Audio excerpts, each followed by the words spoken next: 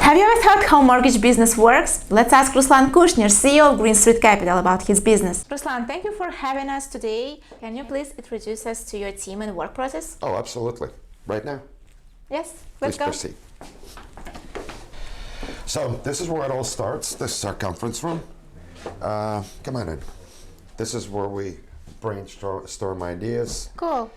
Discussing important topics. This is a get-together of the entire team to discuss either with sales or production. There are two steps in the process. First is obviously sales, where all the licensed sales reps, and I shouldn't call them sales reps. Those are professionals, licensed professionals. This is where they give advice. This is where they provide the most important information on the most important subject of everybody's life, purchasing a home. It's the biggest purchase. It's not a surprise. So the team that I have is, I keep on repeating this, I'm so blessed and I'm so fortunate to be surrounded by fantastic group of professionals who I can call friends and family. Oh, that's great for business. Oh, absolutely. It absolutely is, and each and every one is a professional. Each and every one is a fantastic human being with big hearts, and this is when topics are being discussed, the new products, the changes on the market, all that good stuff. So this is the room. Also, we sit down with the processing team, which is the second step, and those are the brains of the operation. You know. What is a processing team? What do they do in mortgage process? I don't want to say that, because it's also a very important role. Not also a very important role. It is an important role. I don't want to downgrade it. I don't want to call them processors. You know, the office where they all are is actually called the Mission Control Center, and that's really what they do. So imagine we send in a rocket to the moon. No, it's not as harsh as taking a rocket to the moon, but complexity of the process sometimes similar to sending a rocket to the moon. So imagine how they show in the movies, the dark room with all the screens and the computers and different missions that they complete. This is exactly what they do. I'm going to show you in a minute. We're going to visit a Mission Control Center, aka processing room, next. And you'll see that it does look like NASA Mission Control Center, except for they have a lights on. Okay. All right. So. Okay. Can't wait to see. All right. Let's go. Let's do it. So this is Mission Control Center. All the monitors, the brain center is here. This is where the set of documents by the salespeople transferred to processing, and this is where it actually becomes a loan. We are uploaded, the documents uploaded to the bank, the documents uploaded to the bank, communication, and this is what I'd like to call Mission Control Center. This is where all the brains located. The operation is similar to NASA. They make decisions who will get a loan? It's the first line between the decision maker and the sales and the client. So all the communication is here, all the documents being uploaded, communication with underwriters, with lenders, and with customers are being done here. But yes. So the rest are the experts lab offices, and they really are experts. I'm not just, those are not just science, those are, every single one behind that door stands by the expert. They are experts, they are phenomenal human beings, professionals. So, for instance, Joe Frontier and I crossed paths about 6-7 years ago, and our vision of life and business are so similar that we became best friends almost at the get-go. So Joe Ferrante is here. Please take a quick look. Joe, just wave to us. Thank you. All right. Hi. Very good. Thank you, Joe. Well, I'm sorry for interrupting. So this is another fantastic individual. His name is Paul Litvinenko. Not only is a professional, he's a friend, a family, and a team lead. Paul has 3 younger guys bringing into the field and teaching them to do business the way it's supposed to be done. So the next stop is studio. Wow, you have your own studio? Yes, we have our own studio. Oh my God. And I'm going to show you how it works. Here we are in a real studio. You may have a mixed feelings about social media, platforms, all the platforms, you know, the websites, the Facebooks and Instagrams and TikToks of all walks of life. But everybody has a different different opinion on it. Whether you hate it or like it, it's enormous platform. It's opportunity for us to educate consumer, to educate people that are on the market or maybe even thinking about buying the market. It's an opportunity to let the world know who we are, what we're doing, and why. So you're producing educational content for your correct. potential customers. Absolutely, educational. Great. Please understand, I spent 22 years in the industry. In those 22 years, I've learned quite a few the tricks and ideas of how to get the mortgage done in a way that it's not the mortgage process, it's buying a home experience. And this is exactly what we do here in Green Street Capital. Experience rather than getting a mortgage. That's pretty much what it is. But it's not all over. It's not always work. It's also fun and games. And this is our terrace. Oh wow, you have your own terrace. And we have our own terrace. What do you do there? Barbecue and all these things? Barbecue and other cool things.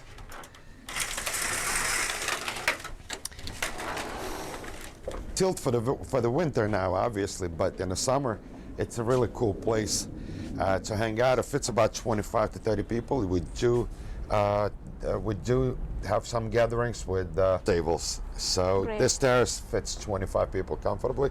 So this is how we.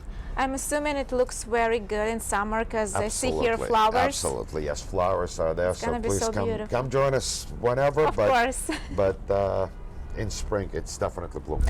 Ruslan, how did you start your business? Everything you do is amazing. Okay, I'll take that as a compliment. Thank you very much. I'd like to think that we're doing the right things, but although our track record does show that we do something right. How did I start it? Let me start from the beginning. I came to the United States when I was 19 from the former Soviet Union in 1992. Just like every immigrant, I went through every type of jobs that immigrants do when they're the first generation here. I came by myself. My parents trailed only two and a half years ago, and we'll have another segment for how did I end up here and why by myself without my parents being at a relatively young age, 19. There's definitely a lot that I could tell you about the decision and about my parents, who are actually my biggest fans, my biggest advocates.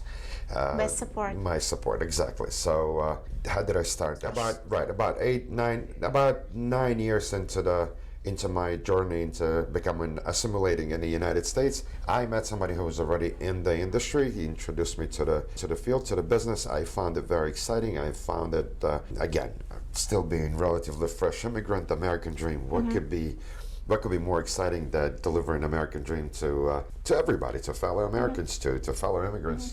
This was my decision. I spent some time with him. It was kind enough of him to let me to introduce me to the field, to spend quite some time with me, to explain every step and how the system works, how to where I study, where I learn, where do I reach out for, how do I better myself, and all that good stuff. So after I want to say about 3-4 months, I began to understand that, hey, you know what, that could be something that I can spend the rest of my life doing. And this is how I got into the business. It was just a pure, I shouldn't say accident, it was probably fate written in the stars. But I'm glad that I walked that path and I met this person, and it was great. And one of the first people, believe it or not, one of the first people I've met was Galina. Galina was already 1 or 2 years veteran in the industry, and we worked together with, I want to say, with short intervals for over 20 years. And I was glad to learn that when I was opening up my first office 6-7 years ago, I reached out to those that I knew, to those that I trusted, to those that were my colleagues and friends back then, and it was great that she wanted to take this journey with me, and it was fantastic. Another person that I spent 22 years together is Marina Archili. Marina Archili is now as a production manager. When I placed this phone call, and she heard my voice and listened to what I had to say, she agreed. I want to think that she agreed before I even asked her to join me. I want to think this way, but I want to also think that this is true. But I was very excited that both of the girls were available, and they were sharing my values and views, and they were willing to quit whatever companies they were working in and join me. How do you budget money in your business? Very carefully. You need to understand it's not always raining, but you need to be prepared for both. Need to have enough money in the reserve that you only reach out in such need that there's no other stream of business is coming in. This money has to be set aside and sitting there like in a bank vault where only you have access to. This money, the reserves must always be there, because real estate is cyclical. You know, the prices go up and down, the rates go up and down, the demand, the supply. I'm not going to go into all the details, but you gotta have reserves. Without the reserves, you're set to fail. How do you budget? How do I balance the books? Very simple. Do you have a bookkeeper who handles it? Of course, yeah. I have a fantastic CPA, unbelievable. You know, again, it's another professional that I'm blessed to be to have in my life. I could say that. Do you pay salaries? I pay salaries. I pay commissions. And there are expenses. Everything. Everywhere you look, it's an expense. The letters, the everything that you look at is an expense. So, got to budget. Got to budget carefully. Got to have reserves. One other thing that you quit doing is fancy shiny things. Yeah. That kind of goes in not a back burner, but somewhere in the back. But the fancy shiny things, and I'm talking about yourself. So you put the business first. You put the people. You put the people in the business first. You put the business first. The financial stability of the business is the most important, because those people trust me with their life. Yes. All right. Or you know, paying their bills and all that stuff. There are families. There are kids in schools. There are food on the table and all that good stuff. So this is the mentality that anybody should go into a business before you hire a first employee. Interesting. All right. So once you have other people working with you, I want to think that we are working together. Nobody's working for me. They work with me, and I work with them. So you need to understand these people. Their livelihood is depend on me, and that needs to be considered all the time. There are also debt. There are also the lease, the light, the paper, the pens, everything. I mean, everything goes into equation. But you need to think of how much you need to spend monthly first before anything else. Give us one and only advice to inspire entrepreneurs. Sure. I'm going to ask our lovely operator to roll the camera on right there on our wall. Don't wait, the time will never be just right. And I want to give this advice to everybody, not only young entrepreneurs or somebody who's looking into get into a business of any type. Don't wait. The time will never be just right. If you decide to do something, to create something, start right now. Absolutely. Start right now. There will never be a right time. The right time is right now. Great. How did you build such a great team culture in your company? I guess God loves me. But other than that, just like I think I mentioned that in our previous segment, or in your previous question, when I started out, it was Marina and I. And then the word spread around that, hey, I'm back in wholesale channel, and the next phone call I had was from Galina. Galina was, I met Galina when I just joined, when I just first joined Field, and she was already 1 or 2 years veteran, and I was so excited that she actually called, and 2 months later, she was. She finished up whatever other broker or bank that she worked for, and she was here with me, and ever since we never part ways. The next phone call, the next set of luck was Joe Ferrante. I met Joe Ferrante and Joe Buffalini, by the way. We share the same culture. They found themselves here, and I can proudly say that they're happy to be here. You can ask them. What I also like to do, I'd like to build from scratch. I think I have a talent of seeing capable people for the field. And my newest addition is Nick, Daniel, Dilnoza, and Rashid. There are no such thing as American. We all have some kind of background, some kind of path. We came from somewhere, whether it's a first generation like you and I, right, or parents and great grandparents and great parents came here. But we all have our backgrounds, and whether you want it or not, the culture where we came from is the traditions are kept until this day. I've noticed, this is where we are. The Brooklyn, Staten Island, New York, New Jersey, Florida, Connecticut, and Pennsylvania, where we're licensed. So there are all different communities. There are all different people from every walks of life, from every background. So I figured what I need to do is, I think I need to reach out to those community and have somebody here who actually understands the tradition, understands the language. So you mix the languages and communities in your team. Correct. So we speak 7 or 8 languages. Have diversity. Yes. So Rashid, his father and his uncles actually were my clients, for years. There was this, when the rates took a deep couple of years ago, Rashid and his father came in to refinance their mortgage. And, I took on the process, all the good stuff. And Rashid, unlike the previous times when he was still young, Rashid was involved into a process. And I've noticed how thoroughly he listens, how he delivers documents, how the whole demeanor, something telling me that I was like, you know what, I think I should speak to him. So when it all said and done, at closing, when they all closed, everybody happy, we delivered on each and every promise that we made. And after closing, I asked Rashid, hey Rashid, do you think you wanna give it a shot? He goes, yeah, absolutely. So it's been 2.5 years. Great, fantastic professional. He turned to be a really good professional. So it was a good call. Nick and Daniel, they're a newer addition. Daniel has a financial background. He spent some time in the bank, in the retail bank, and he's thriving here.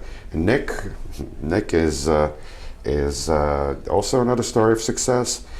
Somebody who spent all his youth and young adulthood playing professional soccer professionally, played overseas in Spain, and the kid has spent all his life being disciplined, being committed, being dedicated and determined, putting it in practice here, and he's making a great progress. Also, there's a large immigration from Uzbekistan, and Dilnoza is somebody who's actually doing really great with servicing not only the former Uzbekistani, but also everybody else. So. What skill set are you looking for in potential team members? Gotta be a decent human being. You gotta always do the right thing, even when nobody's watching. Orientation to detail, deliver on every promise, and a desire to educate and help other people in their biggest transaction of their life. These are I would single out those 2 or 3. I'd probably say detail-oriented, punctual, be able to communicate clearly, and willing to help other people. What was your biggest fear when you just started, and what did you learn from it? When I started? I'm going to let you into one big secret. It didn't go away. It's still here with me. You still have this fear? I still have this fear every day. What if? There's always what if. How did I conquer this? Keep going. All right? Don't worry about what if. Do the right thing. Lead the way. Get better every day. Learn learn the trade. Be a decent human being. That's all I can say. Balance the books. Always work on yourself. Exactly. Always improve yourself. Absolutely. There's nothing really. I think it's the best advice that I can think of. This is what I do. But fear doesn't go away. You can't control the fear. Fear is always here. But whether or not you manage yourself to get up and get going is up to you. Great advice. Thank you so much for this interview. We got so much useful information, and it was interesting actually, especially for entrepreneurs who just thinking about starting something new in their life. Thank you so much for your experience, for your advices. We appreciate you. All right, thank you. It's an honor to be picked to provide an advice.